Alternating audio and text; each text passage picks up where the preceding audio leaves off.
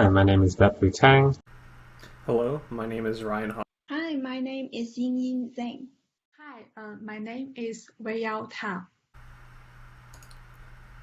So to start off with a brief introduction of our eHART project, which stands for Evaluation of HIV Adolescent Readiness and Transition, figure we can go over some the basic things about it. So one of the first concepts we should go over is perinatal HIV transmission, which is a medical case where the pregnant mother who tests positive for HIV passes the HIV on to their offspring.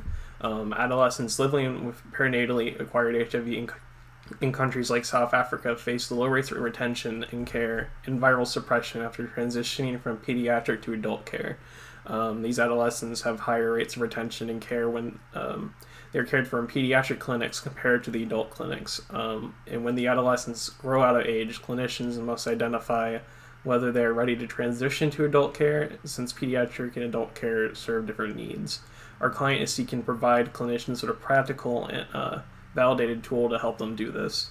Currently, there is no existing or off-the-shelf solution that we can find that would solve the specific problem at hand. The closest relevant apps that exist currently only have to do with self-assessment HIV tests, and they are neither aimed specifically towards adolescents with perinatally acquired HIV, nor do they assess transition readiness from pediatric to adult care.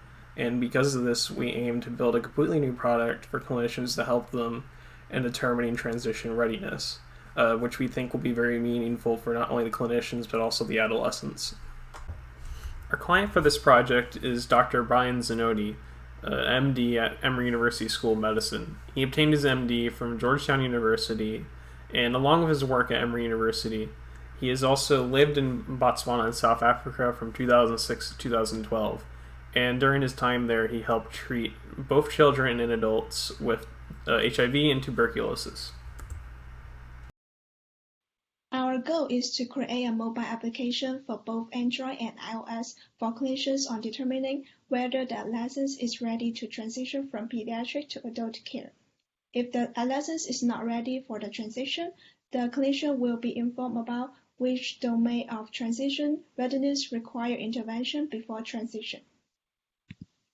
The minimum marketable features, which are the basic features that we are aiming to have in our app, are registration, login, filling out a questionnaire, statics and analytics, and system settings. The registration and login ensures our users to use our app. For filling out a questionnaire, first the clinicians will create an empty questionnaire and then filling out the section of the questionnaire and pass the form on to the adolescents to fill out the rest.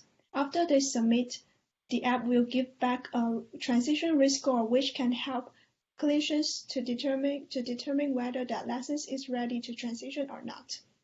For the statics and analytics, it allows clinicians to review score history of an specific adolescent and also their score rank. In the system settings, it allows clinicians to change the font size and also the language of the questionnaire. After we set our vision of what our application would look like as well as our goals, we sought to conduct user research to gain a better understanding of our users, namely clinicians and parentally HIV-infected adolescents. Clinicians are the ones responsible for determining if an adolescent is ready to transition. Because of this, we decided to conduct interviews with two clinicians, Dr. Cairns and Dr. Sabaya, to learn more about their work with adolescent patients. These interviews helped us gain a better understanding of the clinicians and adolescents who will be interacting with our application. So here are some of our key findings.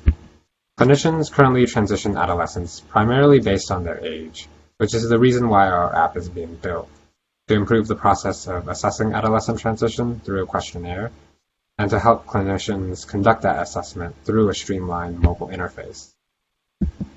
We can safely assume that most of our adolescent users can read English and use mobile applications. Clinicians will use a mix of both Android and iOS devices at clinics. And useful features for our app would include allowing clinicians to review a patient's score history and offering local language translations for adolescents who may not be entirely comfortable with English or certain English terms. The initial paper prototype we developed was a combination of everything we learned about our users and also the goals of this project. Only clinicians will need to log in the app, so to make sure they can use our app, the very first thing is registration. In the registration page, after the filling out the basic information such as username, clinic location, and password, they will be redirected to the home screen of the app, and also they can use this information to log in later. The basic workflow of the app is that we intend to have a clinician to launch the app and also log in. Afterwards, the clinician will set up a new questionnaire and finish the clinician section of the questionnaire. And then the clinician will pass the questionnaire on to the adolescents and let the adolescents to fill out themselves. After the adolescents finishes the questionnaire and submit, the transition risk score will be displayed and shown to both clinicians and adolescents.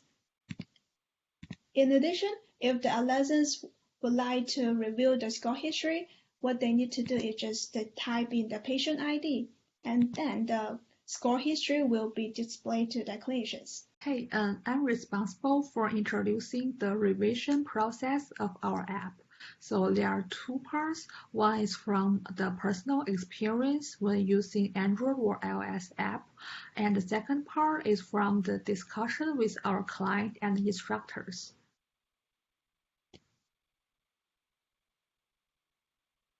So the first function is the autofill of the current date so that we can save our users some time since they don't need to fill in it themselves. And the second one is the quick launch function in the case that the user may don't want to log in or register for a new account. In that case, they can just click on the quick launch to open this app. Also, in order to enhance the security of user account, there is some password format request when creating a new account. And these format requests are similar to those used in general mobile apps. And there's also a forget password button in the case that our user might forgot their password so that they can use the email address to reset the password. And from the suggestions of our client, we separate the score window for adolescent and clinician so that we can protect the privacy of adolescents. And also, we want to make sure that our app is user-friendly, so we try our best to make sure that the words used in the warning window is clear enough to our users. For example, in the warning window of informing user to input a valid age number, we give them an example rather than saying that, oh, you need to input an integer value, because not all users know what integer means. And when users is writing the questionnaire, there's a process bar to inform them how much they have finished. Here, we will demo a very small portion of our app. The idea here is that once a clinician accesses the app, they can create a new questionnaire. Here is where the app will begin asking questions to a clinician, who will then pass their device to an adolescent for them to complete their section of the questionnaire, as we see here.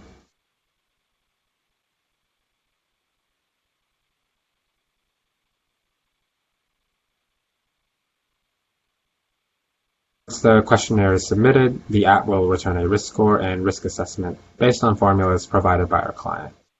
Of course, this code demo is not nearly close to what it will look like, but it is supposed to provide a very brief overview of how we expect the app will work. So this concludes our presentation, and thank you for watching.